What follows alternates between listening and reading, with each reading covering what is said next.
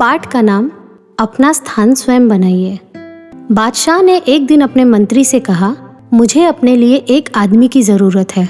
कोई तुम्हारी निगाह में चढ़े तो लाना, पर इतना ध्यान रखना कि आदमी अच्छा हो। बहुत दिनों की जांच पड़ताल के बाद मंत्री को एक आदमी जचा। उसने उसकी नौकरी छुड़ा दी और उन्नति के आश्वासन दे बादशाह के सामने पेश किया। बहुत देर तक तो बादशाह को अपनी बात ही याद न आई। बाद में बोले, हाँ, उस समय शायद कोई बात मन में थी, पर अब तो कोई बात नहीं है। मंत्री ने कहा, हुजूर, मैंने इसे हजारों में से छाटा है और मैं बढ़िया नौकरी से छुड़ा कर इसे लाया हूँ। बादशाह ने जरा सोच कर कहा, हमारे पास तो इस समय कोई काम नहीं है, पर तुम बहुत कह रहे हो तो हम अपने निजी दफ्तर में चपरासी रख सकते हैं। वेतन 15 रुपए मिलेगा। मंत्री को बुरा लगा, पर उस युवक ने कहा, मेरे लिए सबसे बड़ा वेतन यह है कि मुझे अपने बादशाह की सेवा करने का मौका मिलेगा। और वह तैयार हो गया।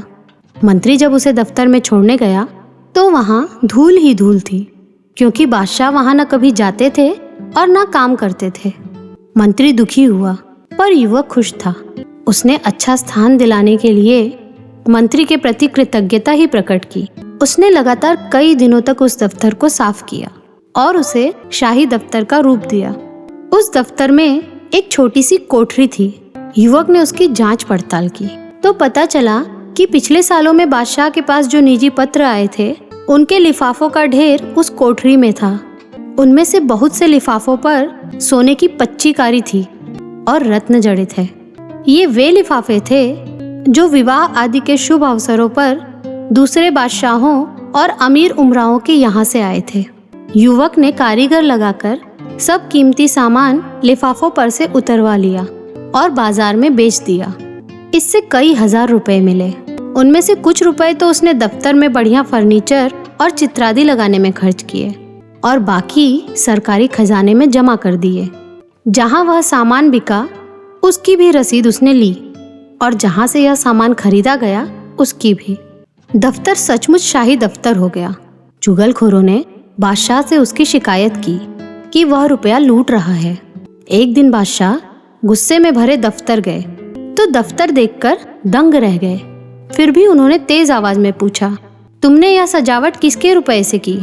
दफ्तर के रुपए से हुजूर, कहकर उसने रद्दी लिफाफों की कहानी सुनाई और खजांची से गवाही दिलाई कि दफ्तर का सामान खरीदने के बाद बचा हुआ रुपया खजाने में जमा किया गया है।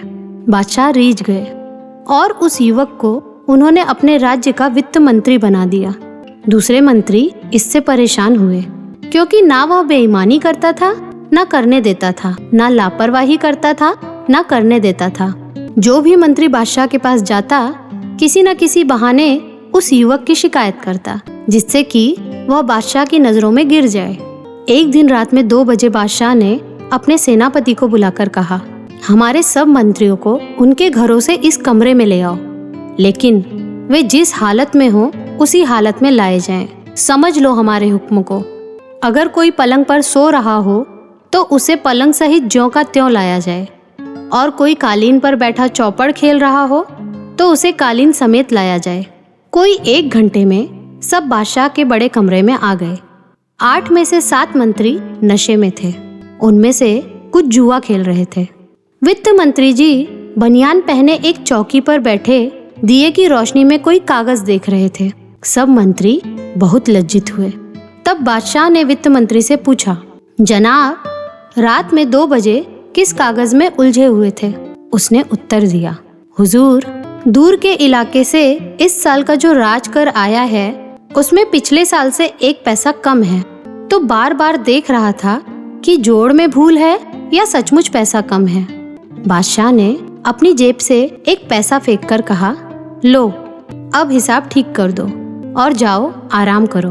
वित्त मंत्री ने नम्रता के साथ पैसा वापस करते हुए कहा, हुजूर, पैसा तो मैं भी डाल सकता था, पर यदि पैसा कम है और उसके लिए पूछताछ न हुई तो इससे अफसरों में ढील और बेईमानी पैदा होगी।